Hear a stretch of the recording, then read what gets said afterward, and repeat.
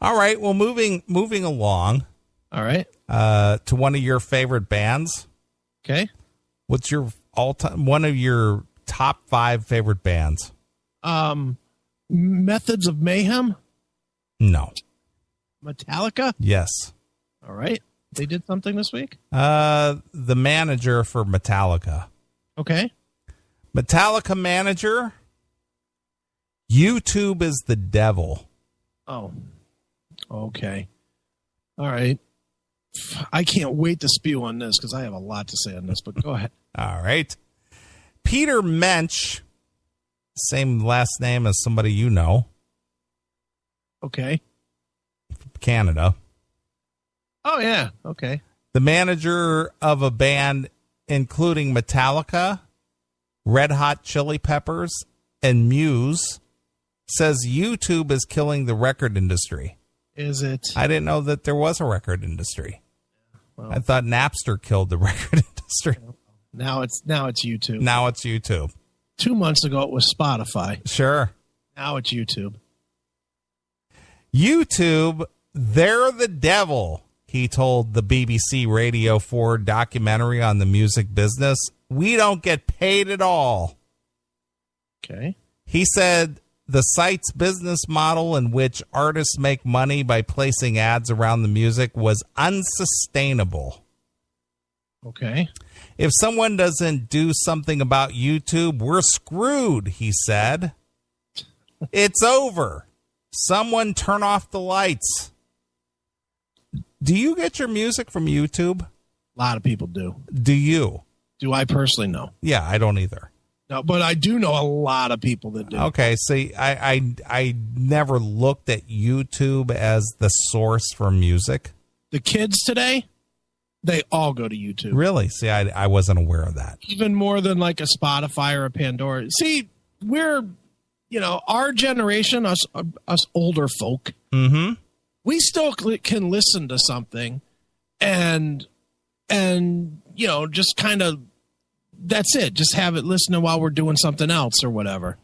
The kids, their faces never come out of the fucking phones. Okay. So they go to YouTube where everything's free and they just watch videos. My son, Zach, when we're even, and it drives me fucking bananas because we'll be in the car going to the museum from the house we have in Pittsburgh. Okay. And he'll have YouTube going the whole ride. He'll be watching YouTube videos. And I don't know about you, but it makes me fucking nuts to have any other audio in my car when I have the radio on. Okay, well, see, here's the thing. When you say videos, yeah, are we talking actual, like videos, or are we talking about like an album download? Well, it could be like it's a music video, or just because it's on YouTube, because I've seen songs loaded to YouTube, but it doesn't have a video. It's just like the whole album of something. Yeah, I mean, it could be that, or it could be a, they make the YouTube playlists where they just throw the album cover on a quick video for each song. Okay. And then you can play the playlist and it'll play all 15 songs or however many songs there are on there. All right. So yeah, the kids are using YouTube. Okay. For their music. Sure. This being said, and especially from a band like Metallica or a band like the fucking, like the Red Hot Chili Peppers or whatever, if they were stupid enough to agree to have their shit on YouTube, then that's their fucking problem. It's kind of like the record labels allowing a band's music to be on Spotify. Yeah, same exact story. If they didn't protect their own digital rights, that's their own fault. End of discussion. That's their fault. Nobody's making Metallica put their videos out there. Hell, Prince is a prime example. You can't find an official Prince video on YouTube. There's not a such thing. There's a lot of bootleg stuff, and there's a lot of, he played on this TV show or that TV show, but there's no video for like the Purple Rain video or the Let's Go Crazy video or any of that. None of that's on YouTube. Sure. Because Prince protected his fucking property. Yeah, he locked it all up. Yeah, he didn't let them use it. So when any of these guys start bitching about it, the answer is go fuck yourself, you fucking crybabies. Sure. You just don't like that people aren't buying your shit anymore. And that's goes back to, I honestly, and I've said this a million times on the show, and I'll keep saying it. Music has no value anymore. It just doesn't have value anymore. The only ones that don't get that seem to be the old guys. You know, the old guys, they got spoiled because they were getting handed a fucking check for $5 million to do another record. You know, that day is dead. Those days are gone. These new bands, they know they're not going to make any money unless they get out on the road. So they rush out any old piece of shit just so that they can get out on the road. And they hope to catch on with some old bands so that hopefully some people will see them. Sure. But there's no residual. We ask it all the time to every single band that we talk to. You know, why do you continue to make records? Right. And we did it yesterday. You and I interviewed the guy from Flotsam and Jetsam yesterday. What's his name? Yeah, Mike, it was yesterday. Right. Mike something. Mm-hmm. And when we talked to him, you asked the question, and his answer was, I don't know. You know? His answer was, I mean, he him-hawed around, and then he came up with the, well, you know, you get in that framework and frame of mind or whatever. But his first answer was, I don't know. You know, there's no value to it anymore. There's no value to an album anymore. Nobody's making any money from the albums. You know, Metallica should get that through their fucking head. Maybe if Metallica didn't spend 2 fucking years and $6 million to record a record, they could fucking do it at a profit, you know, right? Sure, I agree. Metallica's going to sell 500,000 records. Right, because they got a built-in fan base. Right, and they're one of the biggest bands in the world. They will probably still sell 1 million copies of a record. Sure. I think. One of the very few that could still do that. Right. That being said, if they didn't take 2 fucking years to put a record together, it wouldn't cost them but the same $20,000 it costs everybody else to do an album. There's nothing so special about Metallica that they need 2 fucking years to record a record. Mm-hmm. There's just not. Their bitch about them not losing money or whatever, that's their own fucking fault. You know, and to be fair to Metallica, they do some very cool things. You know, like I thought their thing with the record store day, showing up at a record store and just ripping through some songs. That's pretty cool. You know, they do cool shit. You know, playing in front of the Super Bowl thing the day before or whatever that was called. Doing their it was the pre-show party or pre-Super Bowl party. Right. And the 30th anniversary where they did the whole week of shows and, you know, had everybody that ever played with them or influenced them or whatever come up and play with. That was all very cool, very unique fan stuff. But I think Metallica, more than just about any band that's out there, still gets supported by fucking their fans. You know, people own Metallica. I still own every Metallica record, including Death Magnetic. You know, and you know me, dude. I don't own any kind of physical product anymore. I mean, none. Except for, I think my actual physical CDs that I have that with the jewel cases is like 30. Sure. That's how many I have now. But Metallica, I have all 12 albums or whatever it is. You know, I have all of them. Because I'll still support Metallica because they do cool shit. Sure. But they're not going to make the kind of money that they used to make. And, you know, even more to that, since this guy's the fucking manager, when you let your band devalue themselves by doing stupid shit, then you fucking pay the piper. You know, if I build a house that only has 3 walls, you're not going to hire me to build your next house, right? Pretty much, yeah. Okay, what the fuck was Lulu? Yeah, that was pretty horrific. It was terrible. But they put out that piece of shit Lulu, and then what? Now they're going to be disappointed with sales. Well, people can't trust you anymore to put out a good product, right? Am I wrong in thinking 2 of the last 3 things we've gotten from Metallica, 3 of the last 4 things that we got from Metallica are Saint Anger, Lulu, that fucking whatever you want to call that concert thing.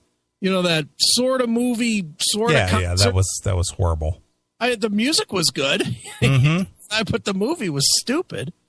And then Death Magnetic. Right. Those are the last 4 things that we got from Metallica. So if you're a purchaser of music and you're a fan of Metallica, Can you trust Metallica? No, you're going to be skeptical and go, do I really want to spend my dollars on this? Is this going to be another dog? Yeah, and Metallica's never, other than the Black Album, they've never really had unbelievable production anyway, I don't think. Do you? I don't think, not at all. Master Puppets was shitty production. It's just the music was so good that it overwhelmed it. Ride the Lightning and Kill 'Em All, clearly they had to redo those because the production was bad. So Metallica's as much their own enemy as the people, as YouTube, because Metallica's devalued their own brand. But they won't tell you that. They'll just say, well, YouTube's ruining it. Sure it is. It's only YouTube. Of course. Hail and kill caller, you're on the air. So why can't Metallica make a record for $25,000? They don't choose to. Well, they could. There's other bands who have made records for $10,000 and sounded better than Metallica. Like I understand the need to be creative and the need to put out new stuff, and that's why I am learning all this Pro Tools stuff, learning how to do it properly. And it's actually because of talking to Chris. Chris said to me once, he said, "Why are you spending $8,000 on making a record? You could do it so much cheaper." And he was right. So I don't is it because Rick Rubin or whoever, is it because of the money that other people are charging them, or what? Well, Tim, everybody and their brother who is recording these days, they don't even record in a studio anymore. They set up they set up their own home studios. They have the Pro Tools rig. Yep. They have the Apple computers. They set up some mics and they record right in their own home with like a 4-track or something like that. And they're able to. That's what I'm doing. Well, they're able to produce a record as good as, if not better than what they did 15 or 20 years ago. And that's what I'm doing. You got to look at the Metallica model. Metallica still thinks that it's 1990. They have this big facility that is, they literally have a facility to jam in and to record in and to do all their bullshit in. And they spend so much time writing songs. And I have forever thought this. They went bad when they started fucking recording, taking years to record albums. Everybody points to the Black Album as the, when they stopped being great. I know the Black Album is hit or miss with people, but the Black Album was the first album that they took a long time to record. They took 18 months to record. And it's, half the people liked it, half the people didn't. Well, all the other records, I think I saw that they did Ride the Lightning in a weekend. And it's killer. Yeah, well, the Black Album sold a gazillion, so that they were all right there. But I know what you're saying. Hail and kill.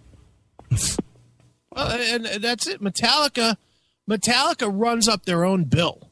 That's really what they're doing. They're running up, this whole thing of, well, we record riffs on the road and then we go through stop it. Me and you know how many musicians, dude? 1,000? A lot of them. Yes, we know a lot. These guys know. John Levin. We both know John fairly well. Yes. John is constantly, anytime you see John, it's rare that you would ever see John without a guitar within 3 feet of him. True. We'll be backstage. He'll be eating his dinner and he'll have his guitar leaning against the chair that he's eating his dinner in, right? He's never away from his guitar. And John Levin picks it up and just fucking noodles around every once in a while. He'll have an idea or something and he'll play a riff, right?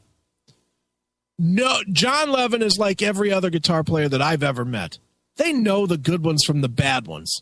They don't have to record every fucking second of everything that they've done. They know what's good and they know what's not, and they remember what's good and they lose what wasn't. Metallica doesn't do that. They record every fucking thing they ever do, and they make everything this overblown, stupid thing. Way too much attention into their own shit. They're way up their own ass. And that's why it costs them a lot of money, and that's why they're losing money now. Yeah. Well, there's some old school guys who came up in the late 70s through the 80s, and I'm gonna point to John Norum because I have personal information about this. But back when John Norum was going to play with Doc and for the Long Way Home CD, right? This is when the record labels had pretty much collapsed and the recording budgets were down to $20,000, right, and whatnot, and advances aren't what they used to be. I mean, years ago with the real record labels, be it with like Elektra or Sony or CBS or whomever it was. Yeah. If you were one of the A-listing bands or artists, you would get like a advance of like $500,000, right, to make a record. But because of Pro Tools and because of recording budgets and because of record sales, that budget came all the way down to like $20,000. And hold on, before you go even further with that, though, I do want to point out something that we know to be true too. That when that was all going on, especially the younger bands, they did everything in their power not to use that money. True. They all fucking... Dude, didn't Jizzy Pearl tell us once that they got like $250,000 to record Wasted in America and they partied it all away? Yeah. And they didn't have enough money to finish the record. True. But we're talking like 1991 here. Yeah. No. Actually, it was like, it was 2000. Okay. 2000, 2001, somewhere around there. Right. So we're talking 16 years ago. Right. All right. So these budgets are down to like nothing. Right. So Don brings John Norum in, who played with him on his 1990 Up From the Ashes. Right. Okay. And John was with Europe, Final Countdown, that was in the mid 80s. Right. So here's a guy that is used to the big recording budgets. Right. Sure. Well, Don told John, and I know this firsthand, he told him, listen, you need to learn your parts because when you come to the studio, you're just going to have to knock your parts out. Right. And this is when they were actually recording in a real studio. And he said John would show up and sit there and just noodle and work the parts out. And it's just like, what are you doing? Yeah. Well, we're working the parts out. And it's like, dude, you need to do this on your own. And when you come here, we need to record you. As soon as you come in, we need to start recording. Well, I would prefer to work it out here while we're here. It's like, well, this is costing us hourly. Yeah, you're paying some producer in a studio probably $500 an hour between the two. Yeah. We can't sit here and let you work the parts out in the studio. Yeah, exactly. Well, what's his name that did the rat stuff that we had on the show? Bo Hill. Bo Hill told us that was the thing with Rat, was that they would come to the studio late and then he would bill them. Yeah. You sit there and work it out in the studio, and that's an hourly charge. Right. And remember, though, that was the big bitch with Rat and Bo, was that Bo would make them come to the studio at 10 o'clock in the morning because that was the time they were supposed to be there. And then those guys wouldn't come, and then they would get billed for 4 hours because they'd show up about 2. Yeah. And then they would bitch that they shouldn't have been billed. And Bo was like, fuck you, I'm here. Your time started at 10, whether you're here or not. Yeah. But that's the whole thing. It's just like that studio time is expensive. Yeah. And you can't just go, we're going to book a studio for, 10 hours. Yeah. And you show up for 2 of it. Right. You're going to get billed for the whole 10. Right, of course. So that's ridiculous. Hail and Kill Caller, you're on the air. Doesn't Don have his own studio? He used to, but he sold it. In and out, just like that. Like it. Yeah. He had Total Access Studio. He owned Total Access. He sold it to Jack Russell for a short time. Jack didn't manage it correctly. Don bought it back. He managed it for a few more years. Then he sold it to Wynn Davis. Doesn't he have one in his house, though, now? Yeah, but that's a setup like I have here in the CMS studio. Right. You know, you got a mixing board, you got a Mac computer, you got a Pro Tools rig, and, you know, you got some microphones, and you hook that all up, and you record in your house. Right. That's how it goes. Exactly. Yeah, I mean, we've seen the video of John working it out in the garden. Yeah. John out in the garden. That's how it's done these days. There's no big recording budgets anymore. Yeah, unless you're Metallica. Exactly. Hail and kill caller, you're on the air. Hail and kill, fellers. It's Doghouse. Hey, Doghouse, we thought you fell off the face of the earth. Nah, I'm here. I'm just busy with other shit. Well, we know the CMS can't be the center of your world. This is true. Well, you just brought up, just as you were answering the phone, you brought up something that made me think of an interview I read with one of the members of Cinderella recently. Recording budgets. It wasn't even Tom Kiefer this time. I think it was Eric Brittingham. He was talking about how, you know, we made night songs, and our recording budget was $400,000, and then talking about the big recording budgets that they used to get. He made it sound like they were holding out for that in 2016 for Cinderella to make new music. No.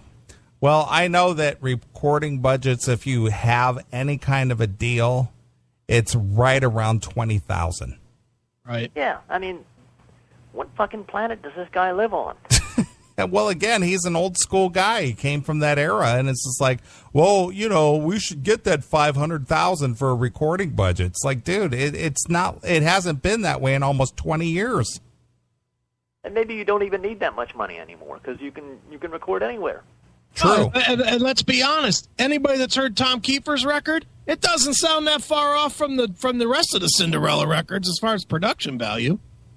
Didn't you guys say that some of those songs actually were supposed to be Cinderella songs? Yeah, they had run into that problem. They signed with Portrait Records, and they did record like 30 songs, and because John Kolodner didn't think that they were that great, they chose not to release them, and so they were under contract. And they had to basically sue to get out from under this contract. And I think what Tom Kiefer did is he took a bunch of those songs that he had written and recorded under the Portrait Records, and he just re-recorded them with, you know, his own lineup. Pulling a Bret Michaels only. Yeah, more or less. That's what he did. And as Tom Petty sang, "There in our man said, I don't hear a single. The future was wide open." Exactly. Yeah.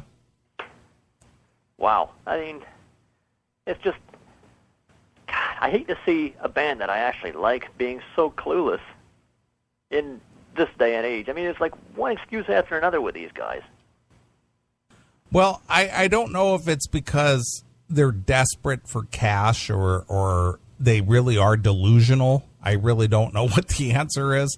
But it's just like, well, we're cash, if they were desperate for cash, they would have done something by now. Yeah, I know, but they make their money touring and being touring, you know, entities, and these guys will they don't even tour anymore. Well, Tom tours. Yeah, Tom tours, but Eric, he does other like session work and things like that. Sure. You know, so they make their money on various other things. But the thing is you get that delusional attitude like, well, we're fucking Cinderella. You know, we put out 4 studio albums and it sold, I don't know, 10 million copies or whatever. It's just like, dude, that era was 20 years ago. Exactly. It's the world's passed you by, man. Yeah. It makes you respect a band like American Dog that do everything on their own. But the thing is American Dog never had the budget from day one. They always did it on their own from the very beginning. And they proved, you know, for 15 years now that it can be done. True. Yeah, but now they're done because of it. Oh, they are? Yeah, they are done. Oh, didn't know that. Fuck, yeah. Now I'm bummed. Yeah, they're Michael cut his hair and is working a regular job, and Steve Theato's actually going to be on the show in a couple of weeks live. He has a new band called the Bastard Syndicate. about to cry here. Yeah. Well, it's just that they could not make enough money to sustain being American Dog. And it's just like, you know what? I'm 50 years old and I got nothing to show for it. Yeah. And they put everything they had into the Tesla tour and it didn't do dick for them. Well, I can dig that, I reckon. It was a good run. Yeah.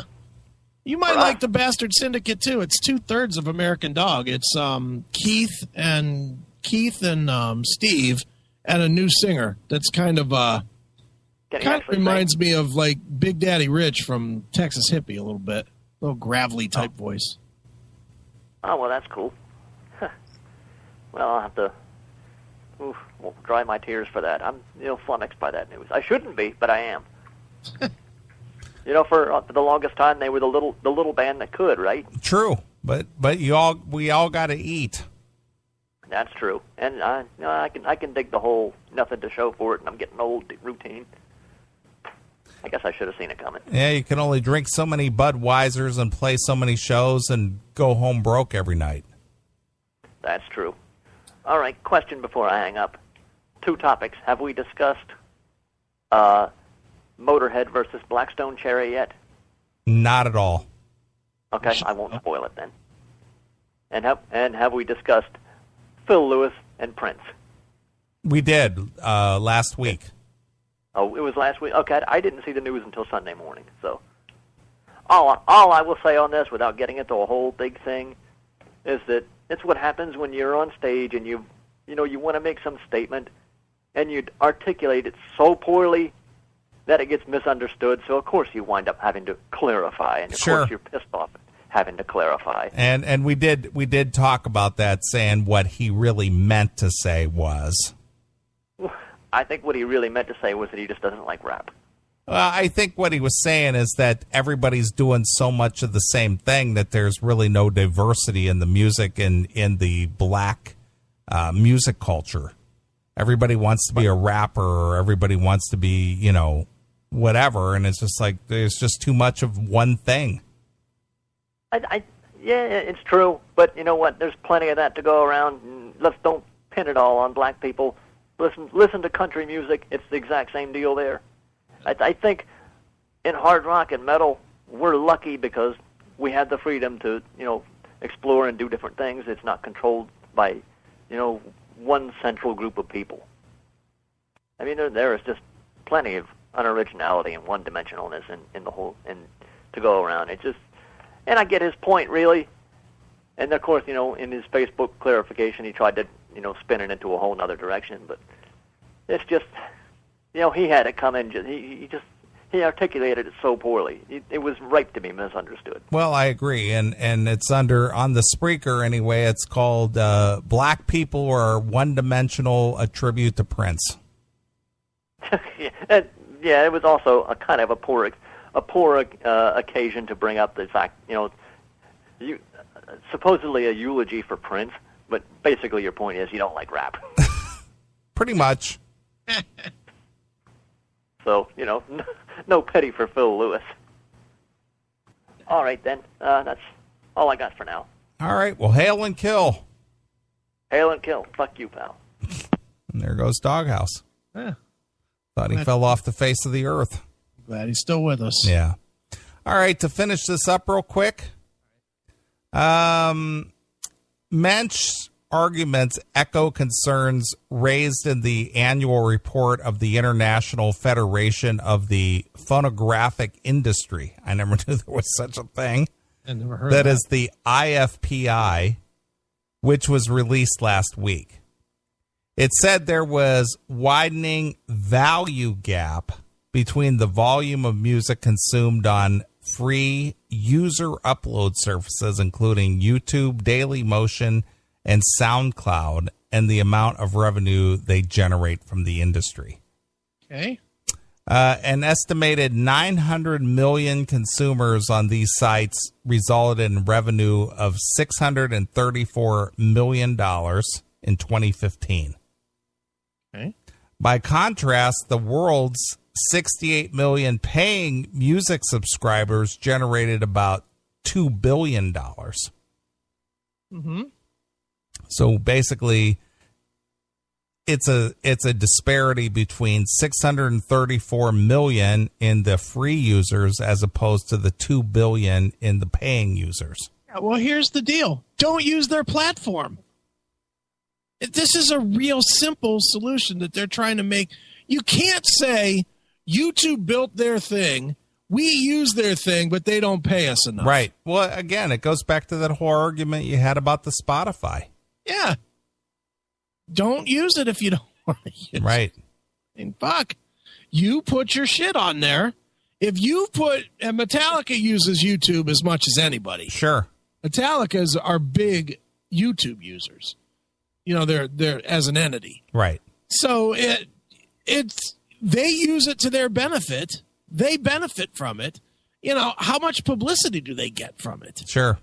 You know, does that not have a value too? Should they not be paying YouTube for giving them, you know, hundreds and thousands of gigs of free space and an audience of, 500 million people a day or whatever?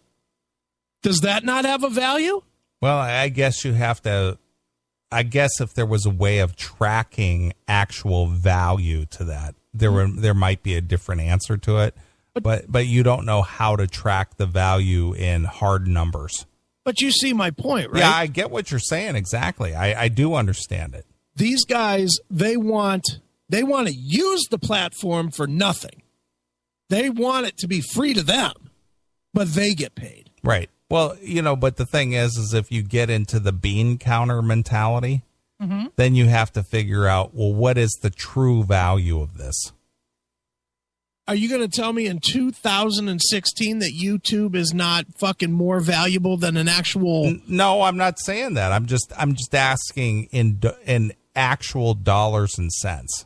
Yeah. What do you? And I'm curious. I don't have an answer to this.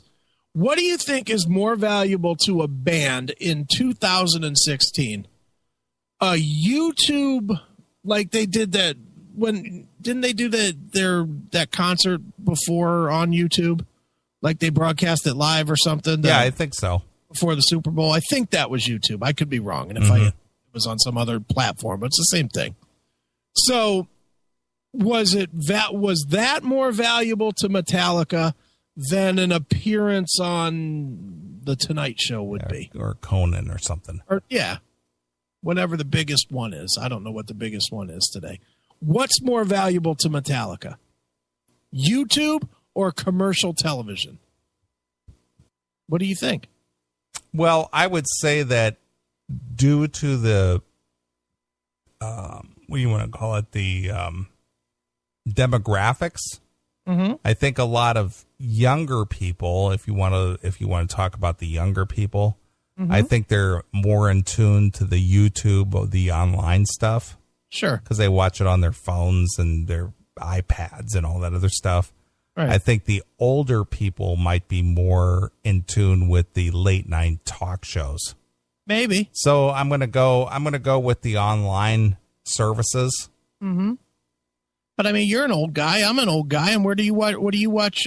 You know, do you watch on commercial television or do you watch on a streaming? I watch streaming. I don't have commercial television. I don't watch that stuff. And I'm certainly not saying that streaming TV has taken over. It's still probably 80%. 85% that are watching commercial TV, but the world has changed. That's my whole point. Yeah, you got to change with the times. Yeah, and you can't just shit on YouTube. Nikki Sixx was out there talking shit about. I know. YouTube. He was saying the same thing. You know, and these guys don't give any value to having their music accessible on YouTube. You know, they could be on. They could start, Metallica has enough money, they could start their own video channel, right? They could start their own. Sure, YouTube. they could. And they could bar YouTube from ever running anything Metallica related. Exactly. But they don't. Why? Because YouTube has value to them. And maybe it doesn't pay as much in dollars as they want, but you know what? Tough shit. It's their platform. They built it. They built the pay structure. And if you use it, that's on you.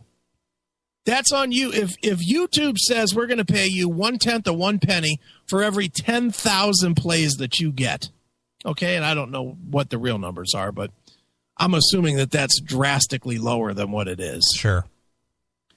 if that's what they say they're going to pay, and you upload your shit to their thing, to their platform, you can't turn around and bitch that you're not getting paid enough. Right.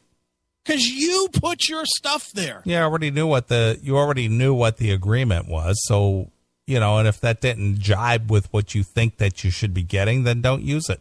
Then don't use. I mean, think about if there's 2 gas stations, on each side of the street, and one has gas for $2 1/4, and one has gas for $3 1/4, but you like the one that's at $3 1/4, like there's a hot chick that works the place or whatever, and you like flirting with that chick or something, would you not make a decision between which 2 you were going to use? Sure you would. And maybe you'd pay more or maybe you'd pay less. And it just depends on what mood you're in on the day, right? Absolutely. It's the same fucking thing here. Metallica could choose to put their own videos on their own website and say, okay, only place you can see Metallica videos is Metallica.com. They don't choose to do that. So deal with what you get. Fucking stop crying. I agree. The market distorting value gap must be resolved if music is to thrive in the long term. Why is there a thought that music has to be given the chance to thrive in the long term? That's another problem I have with everybody that bitches about the fucking industry. The industry, the bands, the music, the industry itself are not owed success. That's another misnomer here. That because people like music, that they're owed X amount of money to keep doing it. Sure. And they're not. If you like the music, you pay for it. If it's for sale, if you don't like it, that guy that you ran into at the tire place. Sure. Said he's a Dokken fan, right? Yes. Now, you didn't say this on the air, but you told me this. Didn't know that the band was still around touring. Absolutely. He says, I haven't seen them, blah, blah, blah. I told him, well, they're playing June 17th, an hour east of here. Really? I didn't even know that they were still out there doing stuff. Right. And fair enough. I mean, that's how normal people are. Some know, some don't. Right. But here's my point. This guy does not own Broken Bones. We can pretty much bank on that. Yeah, I would guarantee you that. Okay. He's probably got all the way up to Back for the Attack. Probably. Okay. Now, if you played a song for him and said, hey, that's the new Dokken, that's Escape. That's off of their album that came out 2 years ago, Broken Bones. More than likely he ain't buying it. No. Right? But as a fan, he might go to YouTube and watch it. Sure. And going to YouTube might just lead him on that hour trip where you're going to run into him on June 17th, right? Right. Exactly. So there's no value to that? Well, again, I guess you could go with the thing, well, the promoter is paying us X amount of dollars no matter how many people show up. So whether this guy shows up or not, it doesn't really make a difference. You're right. But but it does make a difference if people stop knowing that they're in business. True. Which Metallica, certainly they're a big enough band that people still know they're in business. Bands like Dokken, though, or Nikki Sixx's 6 a.m., people know Motley Crue. They don't know 6 a.m. What do you think? How many people do you think know 6 a.m.? 1 out of every 10 Motley fans? Maybe 2? Well, I would probably go 1 in 10, like you said. Okay, so 1 in 10 know it. So, is YouTube not important to them? That people might find it on YouTube? They might be looking up some fucking, hey, I remember when Nikki Sixx fucked Pam Anderson or whatever. I'm just making something up. Lita Ford. Yeah, Lita Ford. Let me look that up and see if that's on YouTube. Oh, what's this? Nikki has a new band? Click. Let me see what this is. There's no value to that. It pisses me off that these guys just think that they're due money. Well, I'm in a band and I've had success, so I'm due more money. No, you're not. You know what? I've had years where I built fucking 100 websites in a year. That was 2 years ago, I guess it was. I think I built 90 websites in a year. It was a fucking crazy year. But I'm not owed that. That doesn't mean that I'm owed 90 websites this year. It just means that year I did well. in 1985, Motley Crue did fucking well. And Metallica did fucking very well in 1988. I think everybody will agree with that, but that has no bearing on today. Today, you're only due what people want to give you. And your music's not worth as much. Face it. Accept it. You're going to make less money. That's just the way it works. Well, again, for the guys who are the old school, they don't seem to want to accept that times have changed. Yeah, well, but that's tough for them. Then keep bitching about it and keep looking foolish, because it's a different world now. Yeah, it's a different world. Mm-hmm. There's no multi-million-dollar record labels anymore. There's no promotional machines. There's no budgets anymore. There's none of those things exist anymore. It's over. Well, things are just worth less than they used to be. I know you don't watch wrestling at all, but I don't know if you even heard this, but 2 years ago, I guess it was about 2 years ago, once they launched the WWE Network, which is the 24-hour channel of wrestling. Sure. It tanked at first. They thought that they would have 1 million subscribers within the first 6 months, and they came nowhere near those projections. They only ended up with like 200,000 subscribers in the first 6 months. And WWE was on the cusp of an absolute financial crisis. And it's hard to even fathom that, as big. Whether you're a wrestling fan or not, you certainly understand that the WWE is the fucking pinnacle, right? Am I right with that? Yeah, I would imagine. I mean, I'm not a fan, but I do know that. Yeah, okay. So the WWE, the biggest wrestling organization in the world, had to cut costs everywhere. They cut people, they cut writers. Me as a person that watches it on TV, I started noticing that they used to do these big elaborate at the beginning of every show that was on TV. It was like a big fireworks display that would go on for about 20 or 30 seconds. It was like a big thing, as part of their production. Well, that all of a sudden went down. I started timing it to like 6 seconds and 5 seconds. And it was like what they were doing was cutting the expenses of the show. They cut down the number of people that were working the cameras. They cut down the talent. They cut everything, because times changed and the product wasn't worth what it used to be worth. And the music industry seems to be the only industry that just flat out isn't getting that. Have you noticed that? Yeah. Metallica will still go out and they're playing on a ginormous stage. It's as big as it's a whole arena. It's a whole arena floor. Yeah. You know what? Go back to being like a regular band. Put your stage at the end. Put the extra 10,000 seats in front of you, or the three. What do you think they lose on seats? 3,000? About 4,000 seats. So 4,000 times 100 a ticket is $4 million, or $400,000, right? 400,000. Yeah, 400,000. 400,000 times 60 is $2.4 million. Right. No, more than that. 400,000 times 6 would be. That's 4 times 6. 24. So it'd be $24 million they're losing just by having this big dumb stage, right? Over the course of a whole tour, yeah. Mm-hmm. So go back to having a regular stage. You don't have to be the fucking the biggest thing in the world. Believe me, I think most fans would be very appreciative if Metallica went back to just a regular old stage. I don't know anybody that likes the Metallica in the round. Do you? Have you seen it? I haven't heard anything pro or con. Yeah, it's just kind of boring. It's just a flat. There's nothing on the stage. It's just like a big riser in the middle of the room. I've seen it. I mean, it's boring. Go back to a regular stage, make your extra money, and then you won't be cash strapped. And you won't be worrying about fucking YouTube. Or maybe that's too simple. Well, ego's getting away. Well, that's exactly it. Mm-hmm. They think that they're U2 or the Rolling Stones or whatever. And you know what? Those bands aren't selling dick either. When's the last time you went out and bought a Rolling Stones record? Wheels? Yeah. 1983. Under cover of the night. Yeah, I mean, shit. It's the last time U2 had a hit record. They couldn't even give it away on iTunes.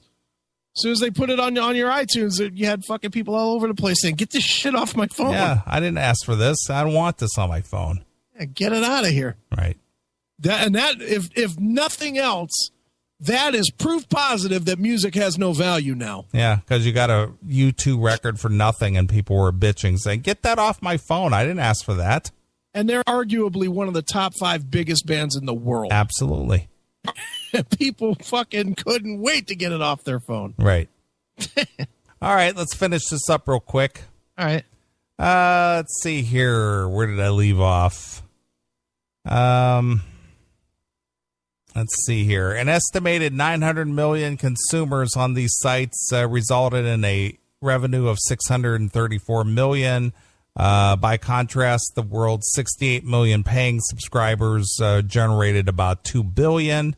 The market distorting value gap must be resolved if music is to thrive in the long term, the report said, adding that it had hoped to pursue the legislative solution. Ugh. The problem also has been a serious impact on the subscription services like Spotify and Apple Music, who struggle to attract paying customers, the report continued. It's hard to make people pay for what they've been getting for free, agreed Mensch. That's consumer behavior 101. Yeah. Yeah, if you're going to get something for nothing, why are you going to pay for it? Yeah, and here's consumer behavior 102. If a platform is free, of course it generates less money. Yeah, of course. And if it's paid, right? You know, they're comparing to a paid platform. Yeah, the paid platform is going to pay more because they're paid to use it. Correct. Stupid. YouTube contests that it has paid out over $3 billion to the music industry, although it did not give a timeline for those payments. Responding to Mensch's comments, YouTube Chief Business Officer Robert Kinkle suggested artists were not seeing YouTube payments because of the agreements they had with their record labels. And, you know, that goes back to that discussion you had, that it's not the artists signing up for YouTube or allowing the rights to be used. It's the record labels. Yeah. So they're the ones fucking the bands. Right. It really depends on what is the flow of the money from us to you, he said. The artists are signed up directly with YouTube are seeing great returns, he said. Nobody, not everybody, if you're generating a lot of viewerships, you're making a lot of money. He cited that examples of hip-hop violinist Lindsey Sterling, yes, Stirling, Sterling, who has 7.8 million subscribers to her YouTube channel and made $6 million from the service last year. So she's signed direct to YouTube. Okay. So bands like Metallica, who probably has their records, who did they sign? They signed with Elektra, right? In the early years. Mm-hmm. Well, Elektra was bought out by Universal Music. Warner or somebody. Yeah, and if Universal still owns the rights and then they allowed YouTube to use their music, then Metallica probably isn't seeing shit. Yeah. Universal's probably seeing a few pennies for whatever they signed up for, and then whatever residuals are owed Metallica, that's what they're seeing. Yeah. So, yeah, they're going, yeah, our videos and our music's being played on YouTube all the time, and we're only getting a $300 check a month. I'm sure they're getting more than Well, I'm just using that as an example, but you know what I'm saying. Right. Lindsay is set up directly with YouTube, and she sees all of her compensation and how much money she's making, and it's very clear. In other cases, maybe it's less so. There are middlemen, whether it's a collection society, publishers, or labels, and what they do is they give advances and they want that recouped. So it's really hard when there's no transparency for the artist. The people who don't have visibility are generally the ones who tend to be less happy. And if you don't have full visibility, you're somehow more susceptible to negative thinking. So just goes back to what I just said. It's, you know, the YouTube's got 6 million downloads of our song and we didn't see shit. Well, how about this? These guys that are bitching that they're not getting any money from YouTube or whatnot, they have 20 videos that have been posted within the last month. I'm on Metallica's YouTube channel, Metallica TV. Mm-hmm. 20 videos that are a month or less old. 20. So that's on them. They're putting their content up there. You know, not YouTube. YouTube's not stealing this content. Metallica as an entity is posting it.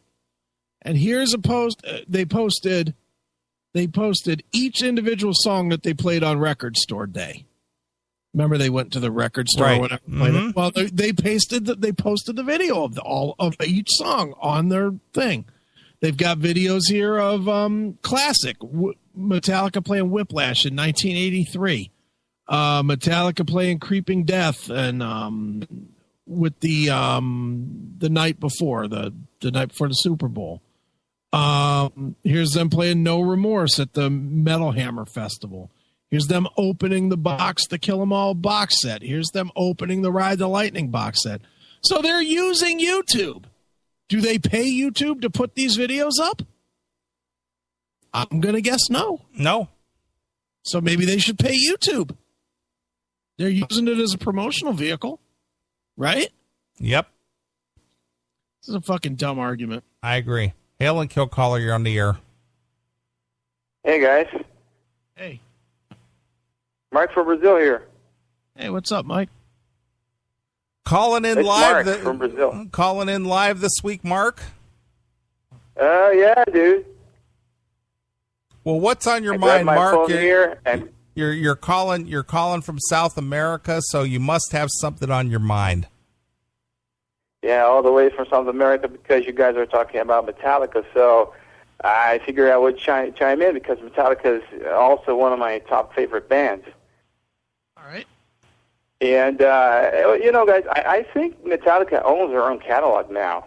I think they bought all their songs back. Well, they may have. I don't know that to be true, but they could have. I know Motley Crue owns their entire catalog, and you know, a lot of bands, especially the big ones who have the deep pockets, have been able to negotiate getting their catalog back. But unfortunately, a lot of artists don't have that luxury. Yeah, I think Metallica did that, and they, as a matter of fact, they have their own label now, Black and Music too, right? That's right. So then it's even more. This makes their argument about YouTube even worse because they own their own shit. I agree. Yeah, you know, sometimes Metallica is really full of shit. I have to say that, even though I'm a fan. But yeah, we have to recognize these weak points in the band. I agree. I'm a huge Metallica fan myself, and I just think that they're just being crybabies. The fact of the matter is that their music is not worth what it used to be worth. And that's not just them. That's anybody. That's Led Zeppelin. That's fucking Rolling Stones, Beatles, any of them. The music's not worth what it used to be. Yeah, that's right. But they're having a hard time and having a grasp on all these things. You know, I don't know, social media and all this. I think these old folks are not very. These old bands are not very. They're not just getting it. Did you guys see the other day? I don't know, a few weeks ago, a couple months ago, I don't know, the hard time Kirk Hammett had for a tweet. That was hilarious. Yeah. They don't get it. Because none of them get it. Yeah, I mean, I don't know. I still think Metallica's great, and I'm really looking forward to the new album because I think this is going to be pivotal for you know, for us to know if these guys are going to last how many more years they will have? Because if the album bombs, I don't know, man. I don't know about their future, you know. Well, as a recording future, maybe that might put a serious dent in it. But as long as they're a touring entity, I think they'll always do pretty well. Do you think they're gonna go on for I don't know how long? Because I don't know, they're gonna be one more of those bands that keeps going and going and going until they're like Ozzy fucking Osbourne on stage. Oh my God, I don't want to see that. Or until they need to hire Axl Rose to fill in for James Hetfield when he can't sing anymore. Yeah, that's right. I don't know. You know, since they're the biggest metal band around, or biggest metal band ever, I don't know. I think pretty much the reception of their new album is going to be indicative of the whole survival of the genre in general. I don't know if you guys think that too. I don't, and to be honest, this will be Metallica's last record. That's my prediction. But after this record comes out, I think they're done. I think they're going to do their touring and they're going to disappear for a while. They might come back and do reunion touring, but since they can't do it on a budget that works for them, I think they'll go away for a while because they don't need it. So they'll just, they'll just go away for a while. And then, let's be honest, they don't like doing it anymore anyway. That's why it takes 8 years in between fucking records. Well, yeah. Well, that's the point. I never thought about this before. I think they were gonna Lemmy it out and die on stage. No way. No, not Lars. You don't think so? Not Lars. No fucking way. Oh, Lars can't play anymore, dude. Yeah, he's terrible, but they can't get rid of Lars. He owns the name. Yeah. He owns the name? Yeah. He started the band. I didn't know that. Yeah, it's basically him and James, but Lars is the original guy. Oh, but Lars is sucking balls playing drums these days. Yeah, but he makes cool faces. I don't think so, not anymore, dude. Not like he did in the 90s. The guy's, I don't know what happened to him. Have you seen the guy lately? Yeah, I know exactly what happened to him. He doesn't care anymore. He doesn't, I mean, I don't want to say he doesn't care, but he's done. How do you have the fire to go out and play this heavy music when you're in your mid to late 50s and you've got $250 million in the bank? You just want to retire. 2 or 3 failed marriages. He just wants to retire. I don't know. I mean, it's sad. Lars's playing is worse these days than it was back in the 80s or 90s. How come this is possible? Because he's old. He's old. He can't hear. He's got the tinnitus. So it fucking probably hurts. You know, his head probably hurts when he's playing. Wow, dude. Being with my favorite band, I really didn't want to see them fade away like that on stage, you know?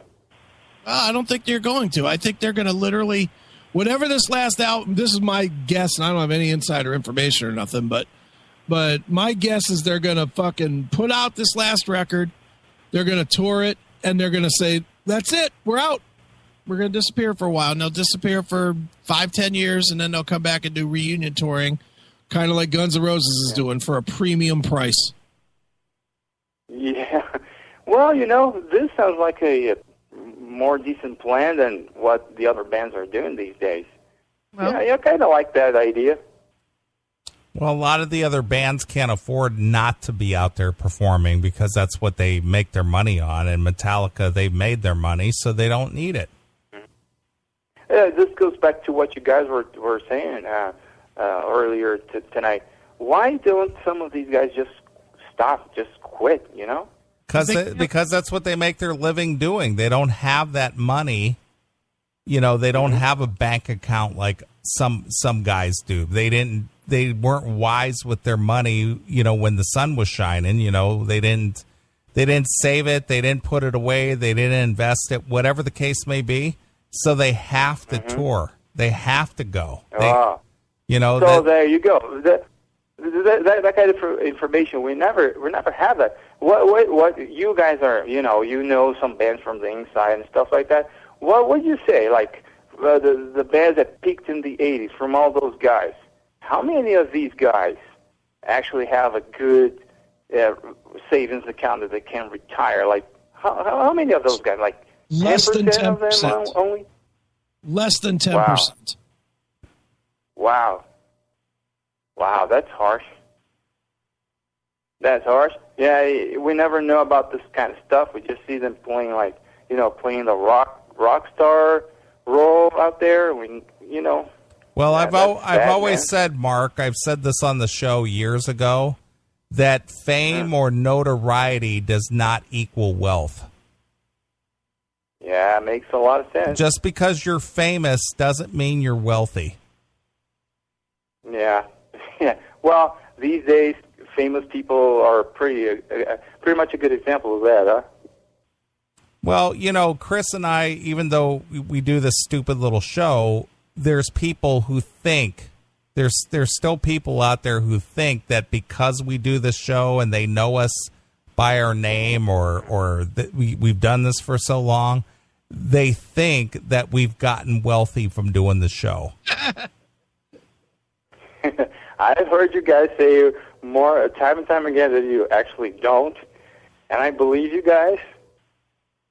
But to the average listener out there, because they know us by name and they know who we are and they're familiar with the show, they think that because they know us as a quote unquote famous people, that we must also have a lot of money. Yeah, that can make sense in a lot of people's minds, but I see where you guys come from, and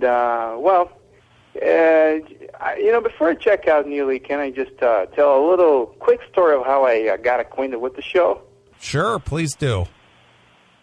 I know that's going to be a little off topic, but I got to take a chance here, because my first voicemail, I told you guys that I've been acquainted with the show for like a couple months now, a little more than that actually. But I think you're going to find it very amusing, kind of amusing actually. Get to the story, Mark. Jesus Christ, get to the story. Let's go. Yeah, sorry. Okay, I was for some reason listening to Steel Panther the other day, a couple months ago, and I was like, actually getting Steel Panther finally, because at the first listen I just didn't.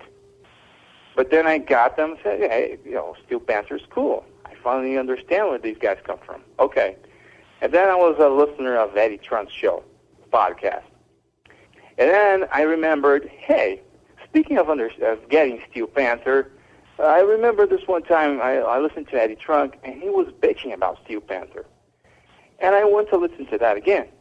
And I Googled it. And that led me to a clip from the CMS where you guys talked about Eddie Trunk not getting Steel Panther.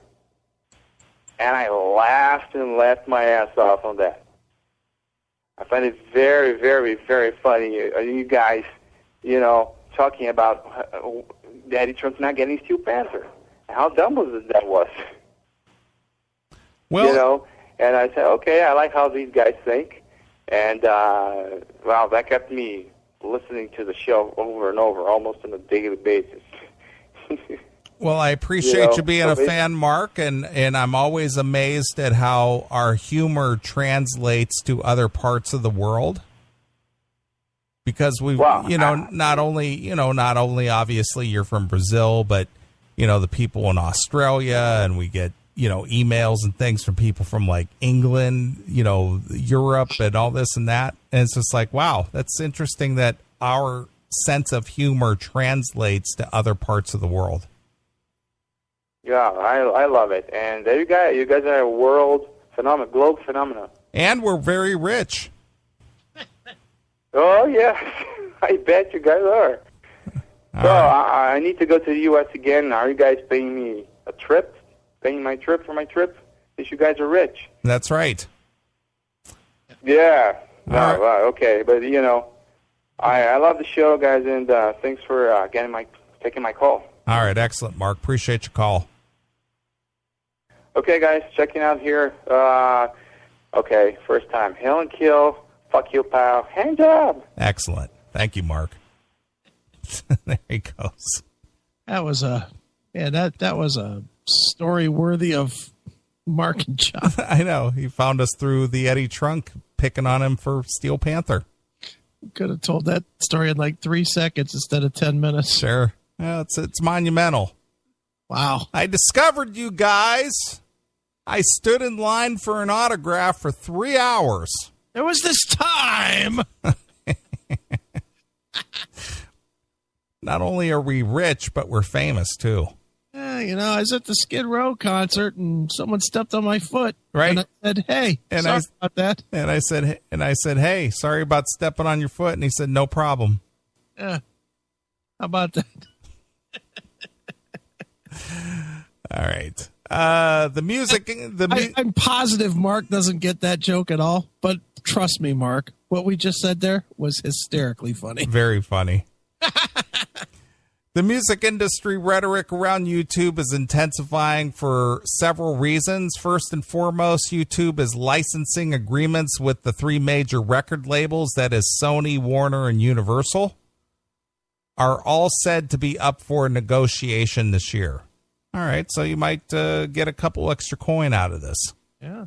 The industry is also pushing to reform the safe harbor laws, which mean YouTube and other similar sites cannot be penalized when users upload copywritten material, including full albums, to their services, provided they remove it on request.